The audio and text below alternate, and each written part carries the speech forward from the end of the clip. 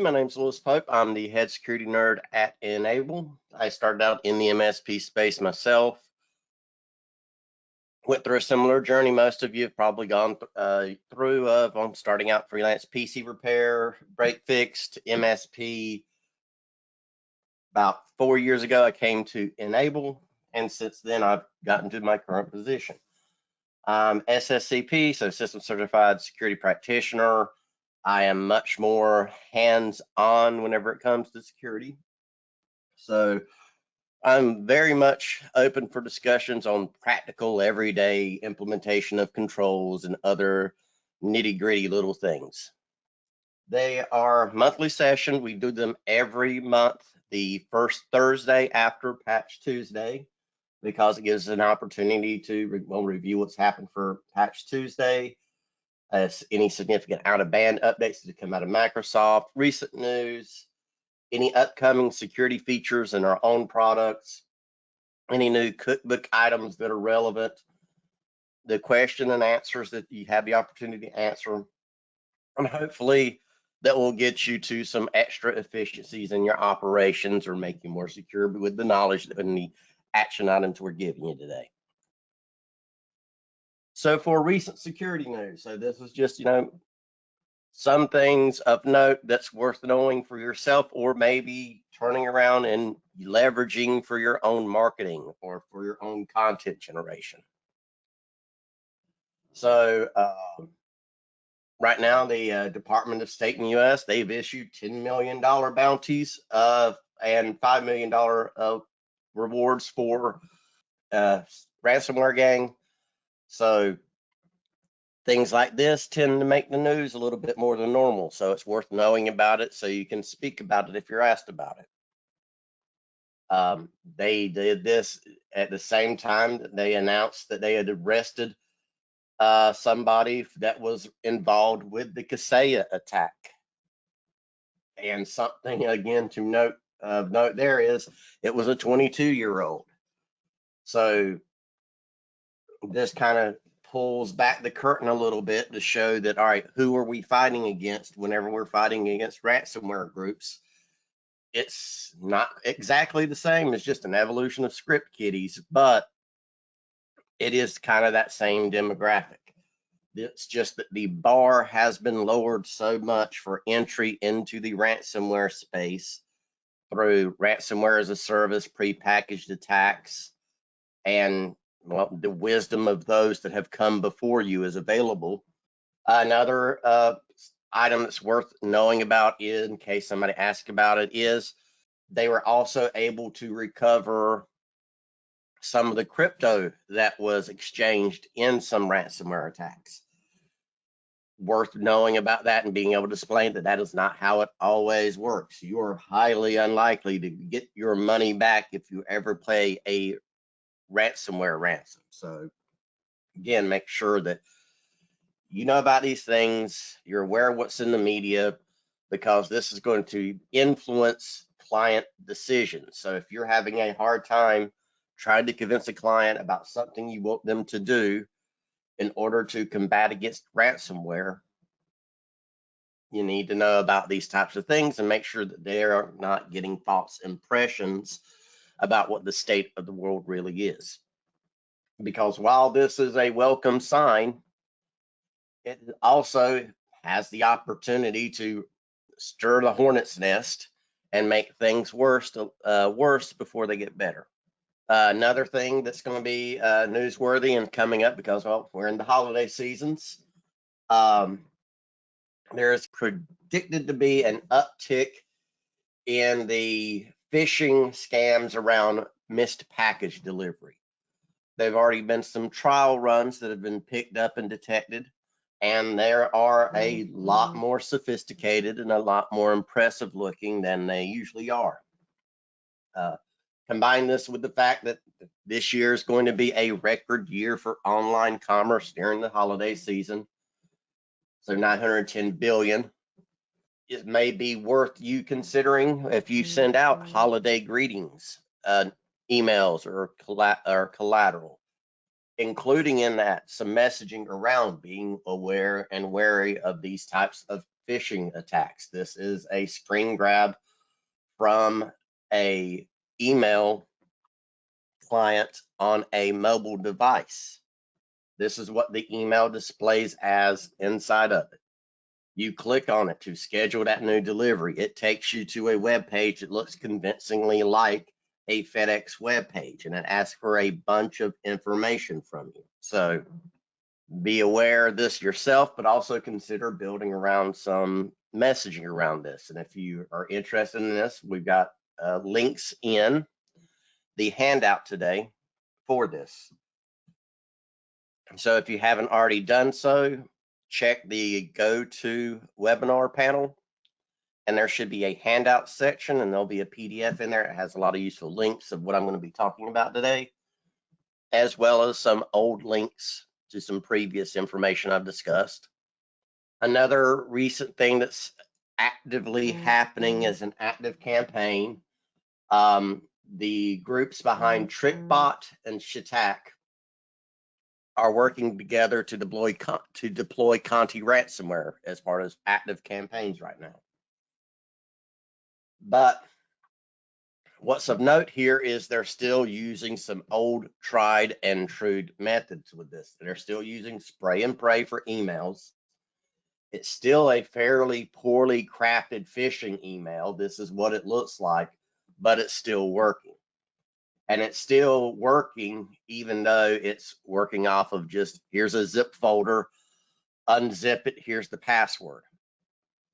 So this is just a reminder of, well, why are they still using this? They're still using it because it works. Why does it still work? Because email hosting solutions are set up to allow end users to receive password protected archive files, which at this point in time, day and age, is a liability. You should heavily consider preventing zip files, 7-zip files, any type of password protected archive file from making it through your email filtering solutions. Also, just a reminder and a first time for anybody that's here for the first time, we've got our new security resource center that is up.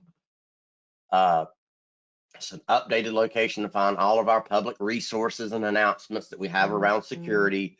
There's a message there from our chief security officer with a little questionnaire.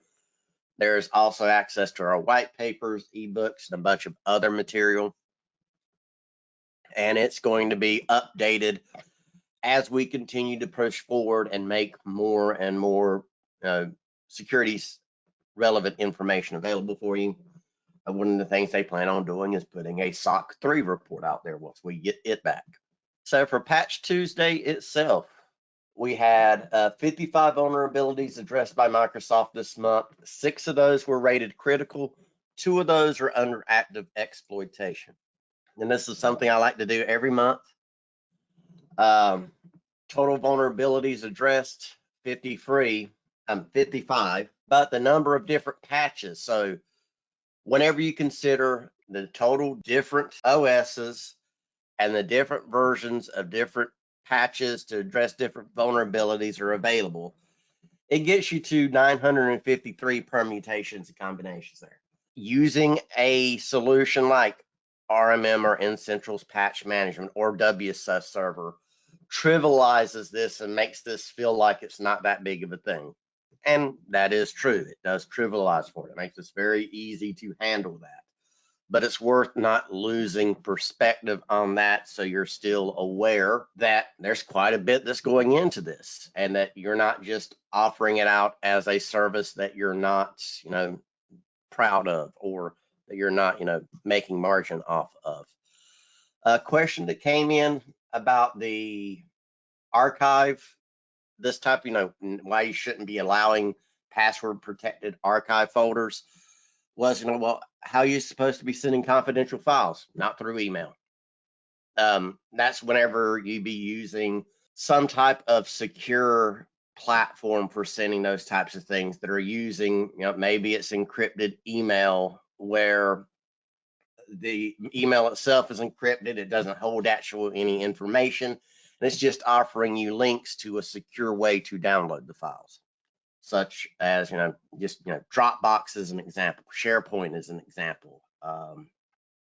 Internally here at work, here at Enable, we don't send, attachments or hardly ever a thing that happens with us. We are passing back and forth shared SharePoint and OneDrive file links and sharing out the information that way, not actual attachments. There are some dedicated platforms. I believe Ignite, EGNYTE, is one solution can do this.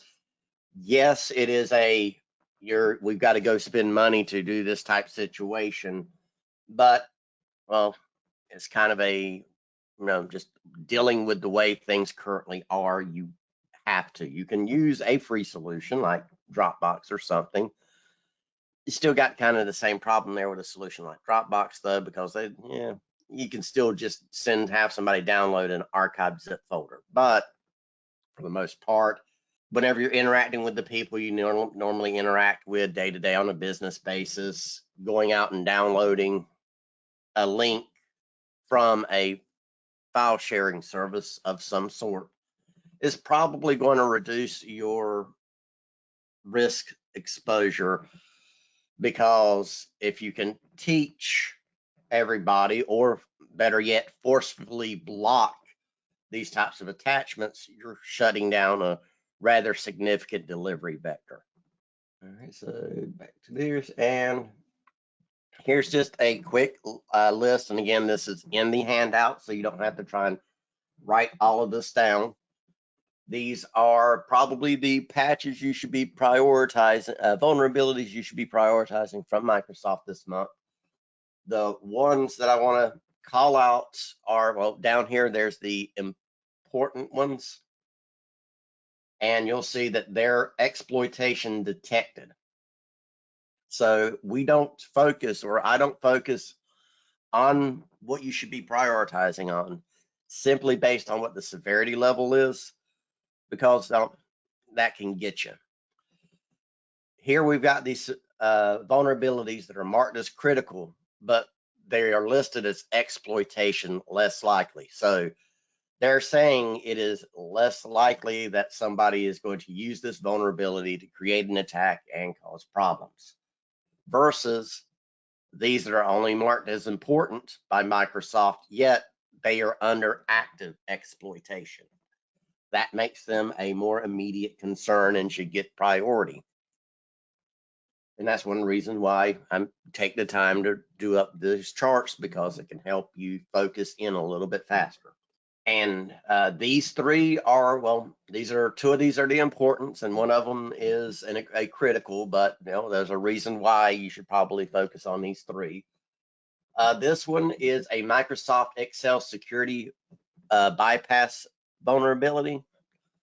So it is a way for an attacker to put malicious script code inside of an Excel spreadsheet and have that execute as soon as the Excel file is opened without any other interaction from the end user. So you don't even have to worry about the macros or disabled warning. It doesn't even it can straight up bypass that and do whatever it was programmed to do.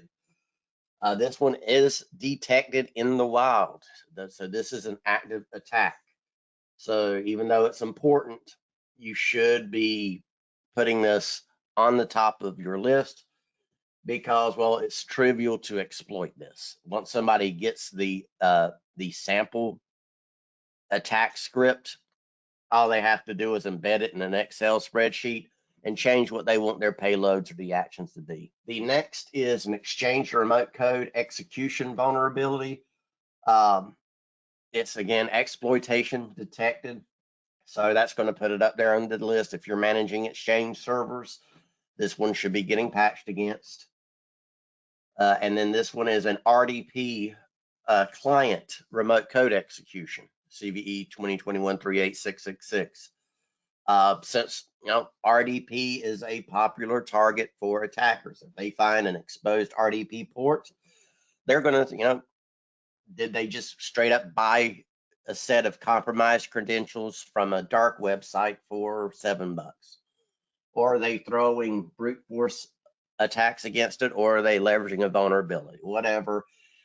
Again, RDP is a popular target because once you get through it, you are typically on an endpoint as an administrator, can do whatever you want, and you have a lot of power to move laterally within an environment.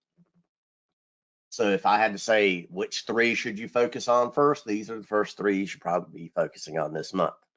Cumulative updates. So nothing too special on the cumulative updates this month for 21H1, 20H2, and 2004. There's a bug fix for lock screens, backgrounds going black if you're using slideshows. There's a bug fix for that. There's also some bug fixes for some weird behavior with believe it's the Kanta character set, Kanta keyboards for Japanese language, and some others, but nothing else really too grand or significant. Here is another reminder that Windows 10 2004 goes end of service on the 14th of next month. So if you are still running systems out there on this, next month is the last cumulative updates you should be getting for it. Make sure you're transitioning up to the next one. Patch management in RMM and in Central. So, Windows 11 is breathing down our neck now. It's out there. It's available. People are asking for it.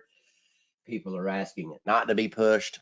So, RMM and Essential, the patch management should treat these as a manual option for you to choose. So you don't have the ability to set it as an automatic choice in the platforms.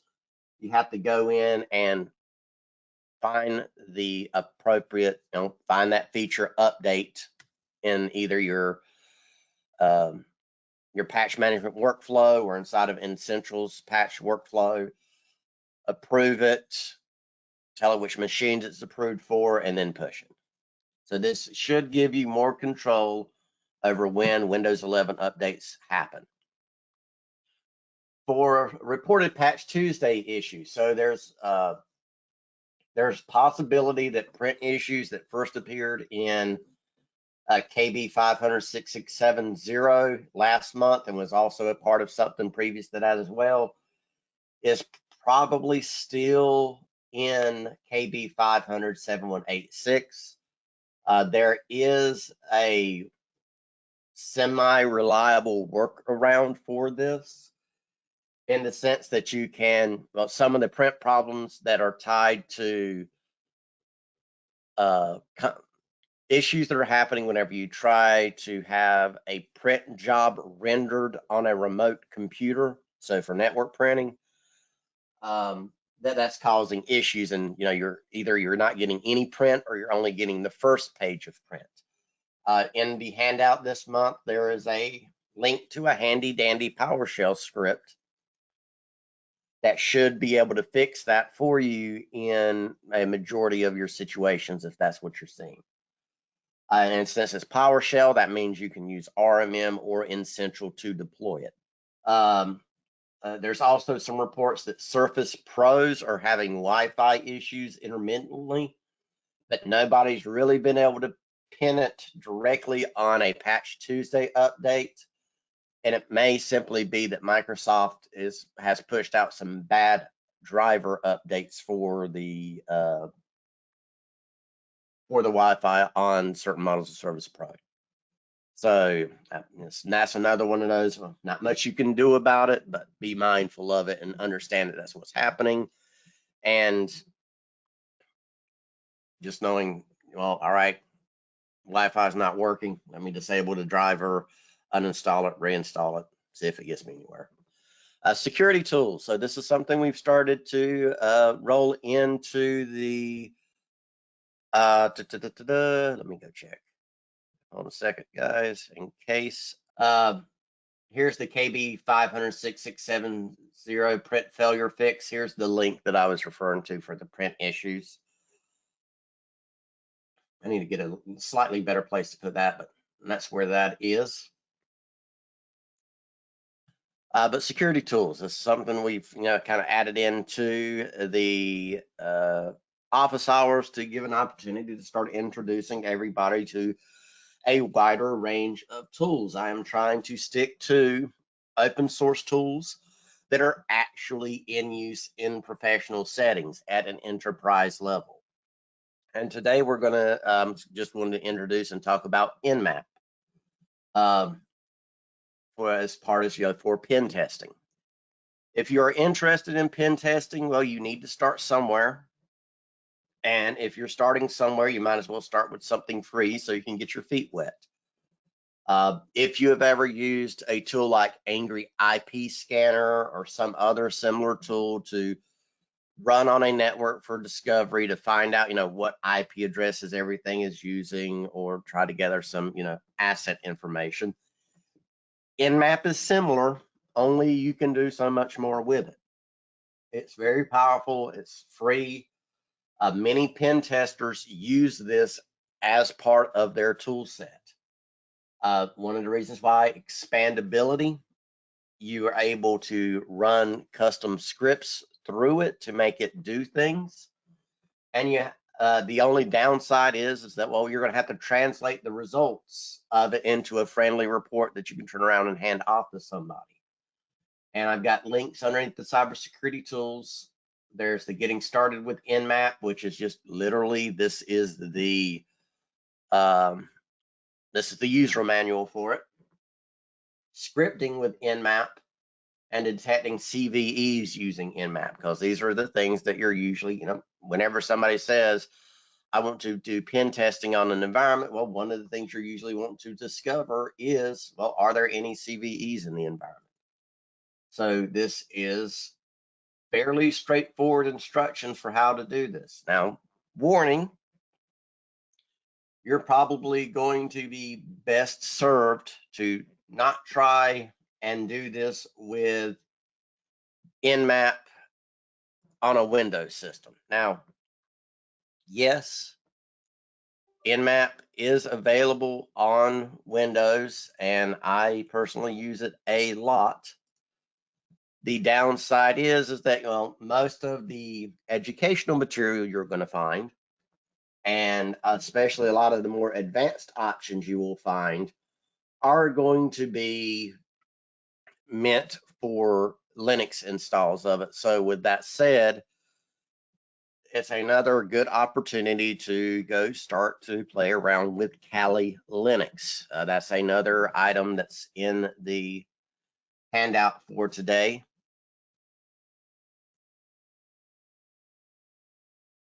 Kali Linux is a distribution of Linux that is meant for, well, for pen testing, not just pen testing, but that's one of its major uses. And again, this is something that the professionals are using. There we go. I got that one. Let's see. Yep, or Windows subsystem for Linux. Of course, that's how many new lessons do you want to learn in a day? But with this, and I'm trying to see if my version will come up so I can show you something that you can do with it, but it's not wanting to come up. Come on. I may be running into corporate security measures here. Give me a second. Yep, looks like they're keeping me from running this on this system. Oh, hey, good on us for having security in place that prevented me from doing that. Darn, I'm going to have to set up some VMs to show this off next time. But again, this is a very useful tool, not just for pen testing, but also for those more mundane things of saying, all right, let me go to a client or let me go to a prospect environment and do a quick scan of their network and see what I can find.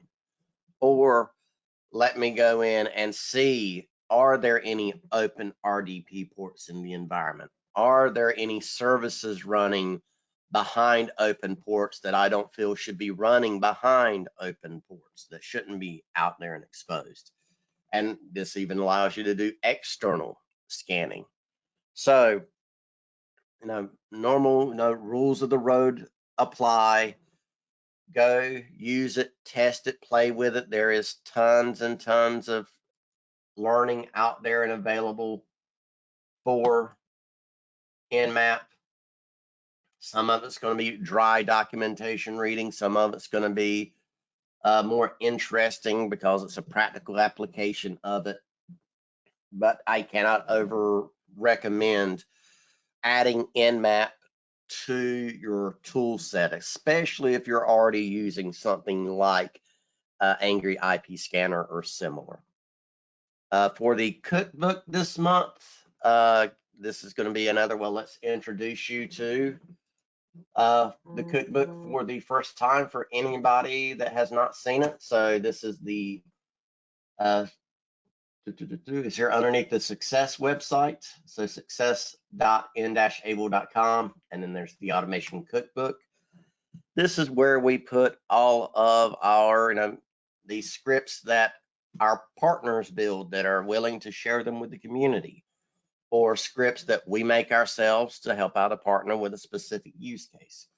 But what we're doing in here is we're putting in a globally accessible resource for anybody that needs them. These are being updated a little bit more frequently now. We've got another head nerd on the team who's been helping us add a lot of features in here. Plus, our head nerd for backup has been adding some. So you'll see for our recent additions, we've added a bunch of backup automations. And if you are using our backup solution, this really pushes what you can do with it as far as automating it, managing it at scale. There also has been a recent increase of bulk screen. I'm trying to find the one that I wanted to mention to you guys today.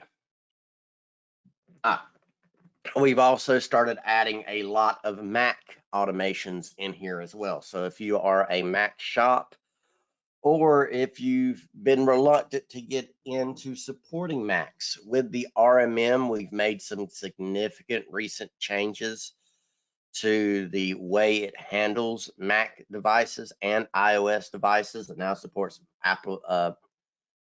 Apple certificates for security, as well as Apple configuration profiles. But we also have a bunch of other automations that you can add in here for Macs. So again, if you've not been doing Macs, here's your opportunity to get a little bit of a jump start with a bunch of automation we've already created for you. We've also recently had, just because it was a request, we helped somebody out with it. We have some BitTorrent detection and mitigation scripts in here now. So if you want to help preserve the bandwidth of your environment, and just kind of not take the monitoring approach to catch people doing something and reprimanding it for them, but rather just the approach of I'm just going to stop you from doing it in the first place. We've got those in here now available, which can be useful for environments. And also a recent one, hardening Adobe Reader block embedded files. So this is, again, a powerful resource. There's lots of stuff in here. Which one do you need? Which one do you use? It's always going to be based on what your clients, your environments, how aggressive do you want to be for hardening your environments? Is that part of what you're being paid for or not? But it is a great resource if you've got to try and automate something, or you're presented with a challenge, and if you think it can be solved through a script or a check or an automated task, come in here to the cookbook and look, because, well, hey, we may have it in here already for you, and you don't have to reinvent the wheel. Looks like I've gotten most of the questions answered as we've been going.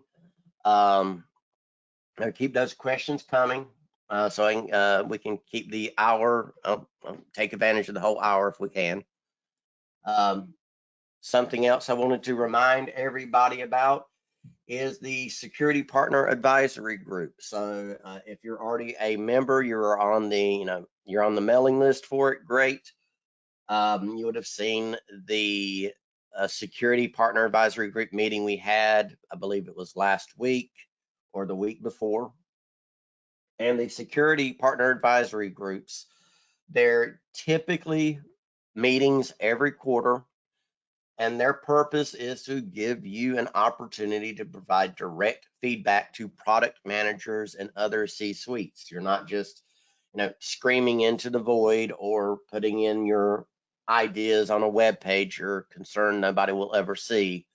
It's actually you with 60, 70, 80 other partners that are taking the time to show up because you're in the same room with the people making the decisions about the products.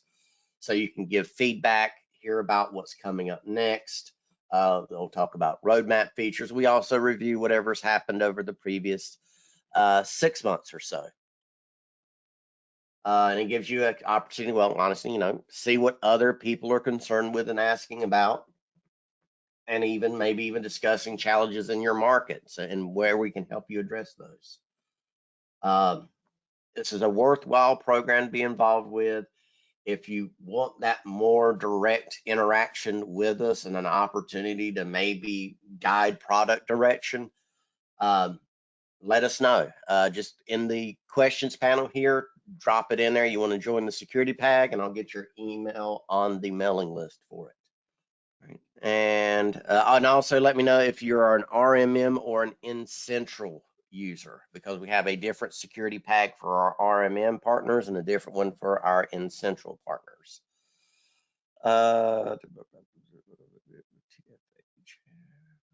All right, Fred, I will go poke him in the shoulder for you, Fred. I got a question. What are the 5 changes you would do for clients as far as security? Ooh. I wouldn't say it was changes, but just like the 5 baseline things that I would have as, all right, if you're going to be my client, these are the things we're going to do around security, because it reduces your risk and it reduces my liability associated with offering services to you. First thing is, migrate away from traditional AV solutions.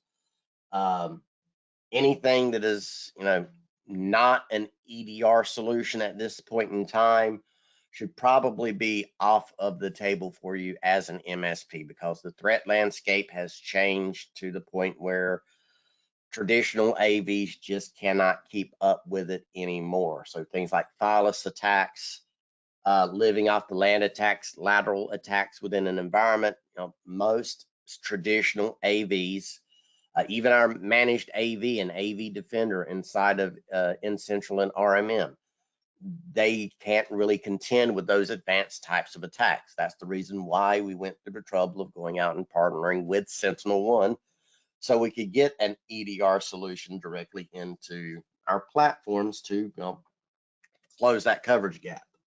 So that would be one thing, is insisting on transitioning over to an EDR. And there's some flexibility for you there, so you can say, all right, I'm going to make the same amount of margin on it as I did traditional AV for my clients that I just move them over to it for their own good. And then my clients that really buy into it, well, I can make more margin on them, because I'm not just going to sell it to them as a better AV. I'm going to sell it to them as part of a more robust cybersecurity offering or security service. So that's one thing. The second thing is reviewing what's in their environment and doing an honest to goodness risk assessment, which is not something that a lot of us do sometimes. We go in, take we'll find out all the devices that are in the environment. We'll find out what software they need to run on their machines. We'll install our protections. We'll start doing patching, but we don't really do an honest to goodness risk assessment. If you're not doing really good risk assessments, I would consider adding that as something, because not only does that help you find things, it also gives you a vehicle through which you can find stuff, be made aware of deficiencies in the client's environment, have it documented, and be able to put it in front of them and have them share in the decision making on that risk. So you can get their, either one, you get their buy-in that it should be addressed and it gets taken care of, or they say that the risk is not great enough for the investment that it requires and we're not going to do it, that's fine. You get to get their signature on it saying that it's not going to be fixed because they don't think it needs to be fixed. And there's your CYA. So that's probably the second thing. The third thing would be, as a baseline, would be formalizing what your, and this is, this is one part security and one part, efficiency. Have it established and understood under what conditions you're going to say, screw it, we're reloading systems. There, because it shouldn't be a low bar on that, but there should be an agreed upon point where you're able to say, look, we are going to be able to resolve this, get systems back up, and get you in production faster if we simply reload systems. And by having that documented in writing, having what that threshold is, it also forces you and the client to, well, take stock of, well, what's the RTO and the RPOs we're looking at for there, as well as making sure you have everything you need lined up to be able to do that. And that kind of falls into the fourth thing a little bit of have an incident response plan. I was in a conversation with somebody about 2 weeks ago because they were just an overburdened tier 2 technician, basically. Running around constantly, putting out fires everywhere, always having to respond to things, and they could never get ahead. And well, one of their clients had an incident. What am I supposed to do? How do I address it? Who am I supposed to call? Who needs to be notified about this? Because he was getting antsy because his, the powers that be within his organization was telling him, you don't tell anybody anything, while his internal ethics and awareness of the situation was screaming at him, no, we need to tell these people and make them aware so they can start responding to it as well. So in the middle of an emergency is not to figure out what you should be doing. Make sure that you have incident response plans for yourself internally. So if something happens to you, everybody knows who's supposed to be called and what's supposed to be done next, as well as incident response plans for your clients. So you know who's supposed to be called, in what order, at what phone number, for what reason, and what those next steps are supposed to be. I think that gets me to the fifth thing for security is kind of like a baseline of this is what we should be doing as an MSP for every client. We'll go with backups. And again, this is, part security, part efficiency. Whatever you're doing with backups nowadays, you need to automate getting your backups offsite in an immutable fashion. It's, doing backups and having them on site is still just fine. There's a purpose for that because you need the ability to be able to restore from those local backups quickly, and you need that speed and efficiency there. But you also need to have protections and mitigations in place so that if those locals are damaged, which in all likelihood, if you get hit with a major ransomware incident, those local shares could definitely be damaged or outright destroyed during a ransomware event. You're going to want to have those offsite backups somewhere. And by having them automated and in immutable fashions, that means it doesn't matter what happens in the environment, you still have those good backups offsite that can't be touched, that can't be manipulated, and you can rebuild from them. So for your backup solutions, whatever you're using, whatever you're doing, make sure you're getting off sites. And as a second little note to that is also, if you can, explore, have the honest conversations with clients. And this is something I am guilty of from my days back in the day. Yeah, sure, we can restore, no problem. No, that is not the right answer. The correct answer is, well, let's talk about what we're backing up, how we're backing it up, and what it's going to look like and how long it's going to take us to get you stood back up if we have to.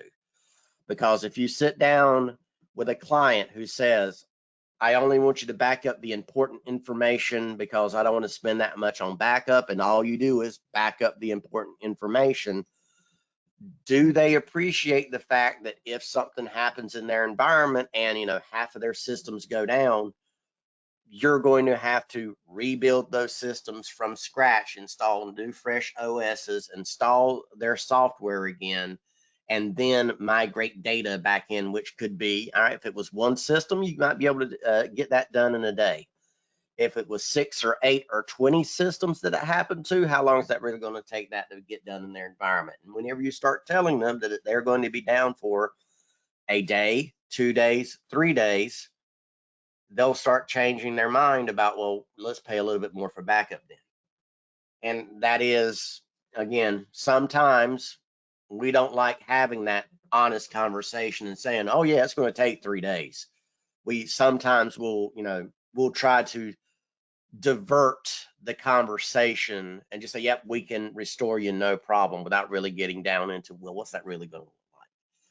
And if you do take that approach, great. That makes your conversations simple and easy up front. But then whenever something happens and you have to rely on those backups, well, then you got that awkward conversation that you have to sit there and explain to them that, yeah, you're going to be down for 2 or 3 days, and they blow their top. Why am I paying for backups then? So I know it's a convoluted list of 5 things. It's not really things you should change. It's things you should be doing as baselines.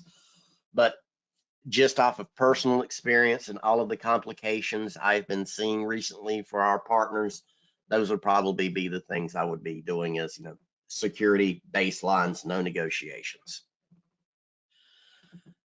Don't see any additional questions coming in. I keep those questions coming in because I have run to the end of my deck and I really don't have anything else to talk about today. But while we're waiting on some more questions to come in, and again, questions about just security in general, any of our products, feel free. The CV updates are mentioned with their CVE numbers. Yep. One of the things I will start doing, or I'm thinking about doing, and this is also something that you can do yourself if you've never went through and actually looked at it or were aware of it. And this is in the I believe this is in the documents. Let me check real quick and make sure. Yeah, the security update guide from Microsoft is what I'm looking at now. This is where Microsoft pushes out all of the information about their Patch Tuesday stuff. This is where you can come and you can see, and you can, let me take this out of dark mode. And all of this information is in here. This is what I pull from. So if you come in here and you look for, say, a specific CVE, so let me just say we're going to look for 2021-41. That should squeeze down all of my results here to only show me those. But the downside with the way Microsoft has updated their security update guidelines here is they did not make it as easy to navigate as it used to be. So what you end up having to do, unfortunately, is you have the vulnerabilities listing that will list out all of the vulnerabilities that are addressed for the month. And if you click on one of these vulnerabilities, and in the PDF, I'm gonna grab that.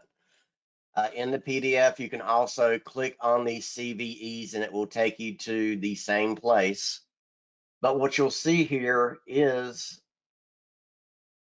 they'll list some additional information down here, such as, are there multiple revisions for it? The updates associated with it, and also if there's any mitigations available for it. So if there were specific mitigation information available from Microsoft about this vulnerability, it would also be in here. So this could give you a little bit more information to go on that I'm not, cramming into the handout. It's just shortening the list of CVEs you have to dig through. You don't have to dig through all, 55 CVEs to find the ones that you should be focusing on first.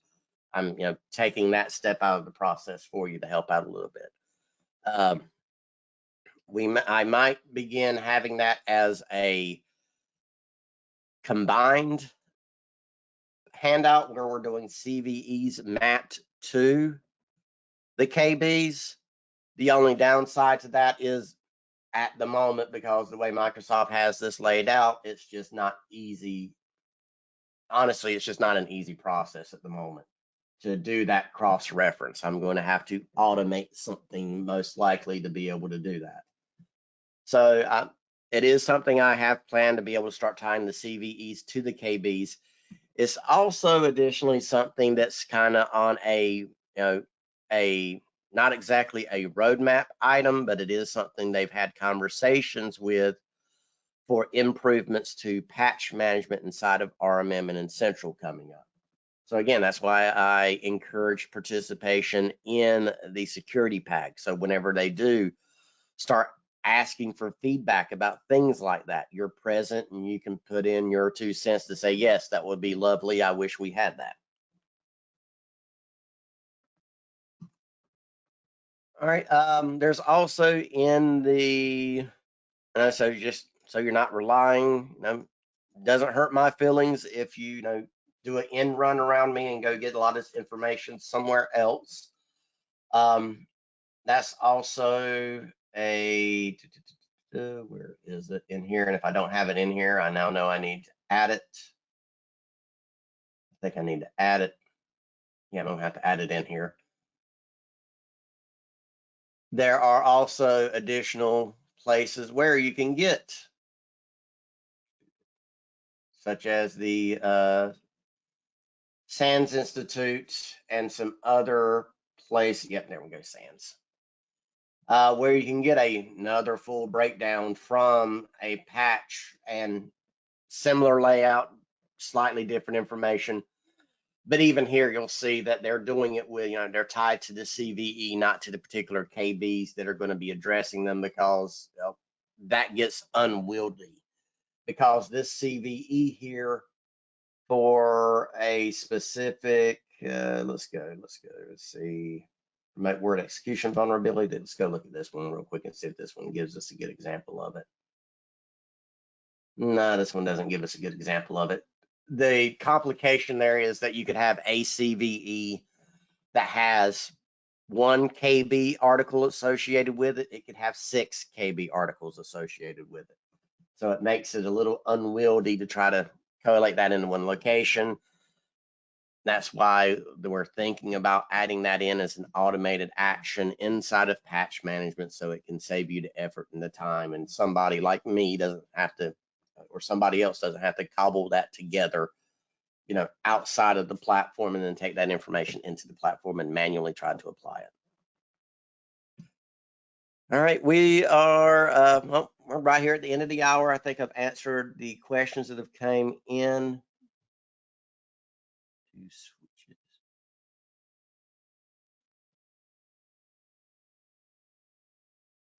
Yep, so patching on switches. Yeah, so patching on switches inside of N-Central or RMM is going to be handled by automation. You're going to have to, and let me see if, this is me not remembering if we have those in here. Go to the cookbook real quick. I believe we already have some in here for Meraki's.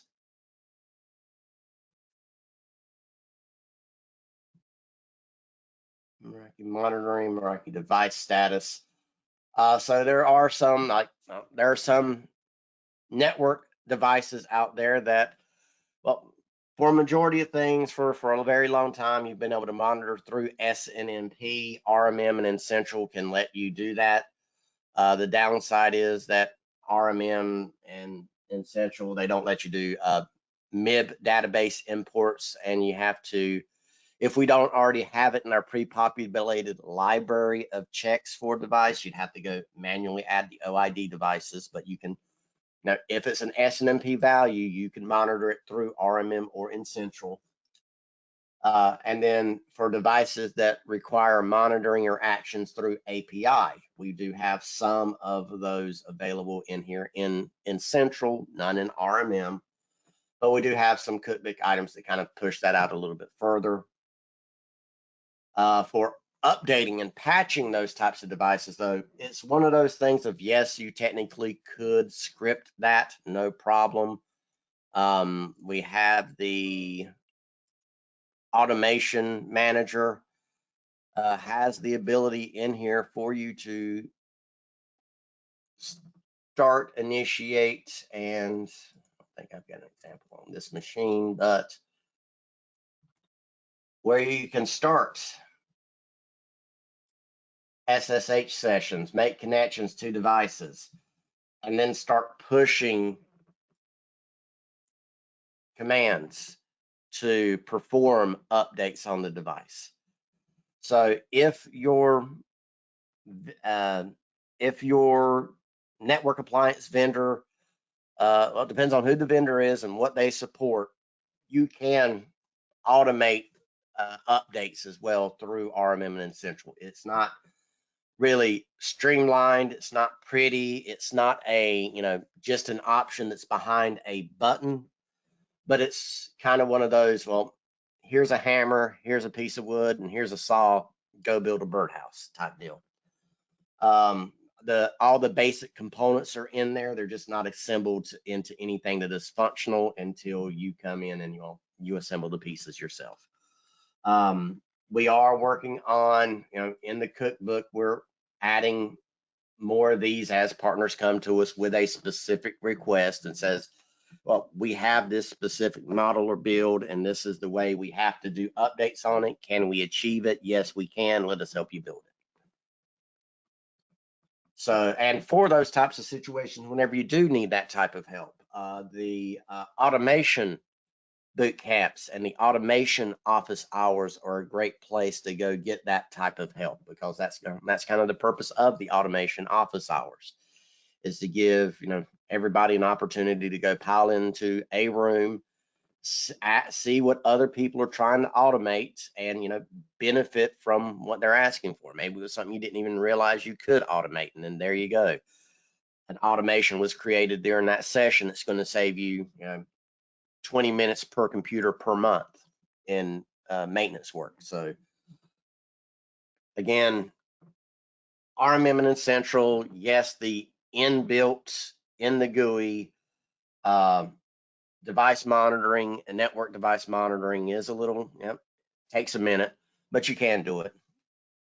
The IDrax version, oh, okay, yeah. So IDrax, well, really, I'm going to distill it, the question I just got, I'm going to distill it down to an even smaller thing, or into a smaller nugget of knowledge. If there is something attached to a computer, and you can ask that computer a question about whatever that thing is and get an answer back, you can get that answer back into RMM as a metric, or into Essential as a service monitor. It really just comes down into, well, what question do I need to ask? And here, particularly, Fred was asking about, IDrax, being able to update, check, and monitor the versions there.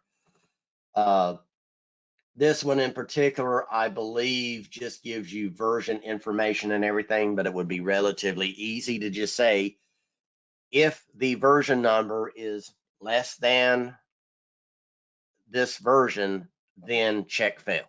And then you know that it failed and that you're going to have to go update it. Now, can you automate that update?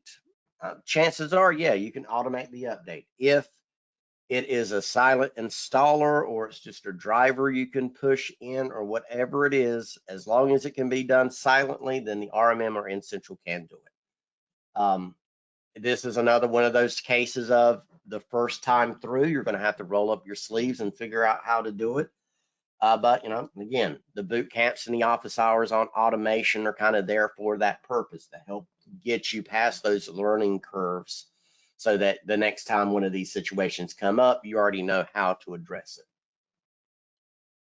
And this one is service to IDrax. Well, let's take a look at that one real quick, see what's in here. Yeah, here it is. This one is particularly for N-Central. So for RMM, this wouldn't work. It would have to be rebuilt for RMM specifically. The good news is it's not that difficult, really, Fred. If this is an actual challenge for you and you're looking for some help and assistance getting that addressed, I just send me an email. My email is in the handout on the bottom. No, it is not. Okay, I'm going to throw that in the chat. Just hit me up at my email address with some information about what you need to do, models, IDrax models, and what you're looking to do. If it's just the monitoring, if it's the monitoring and pushing updates, and we'll get you started on that. And the benefit, for everybody else is that, well, once we go through this process and we've got it figured out, it'll wind back up here on the cookbook available for everybody else. All right, everybody, we've hit the hour. Looks like I've answered everybody's questions as we've gone along. It's been a pleasure again. Thank you for joining the office hours today. Go check out the other office hours if you haven't. There's a lot of other really good resources available there, and it gives you an opportunity to make connections with the other head nerds so you can take advantage of each one of our specialties and our subject and our areas of expertise.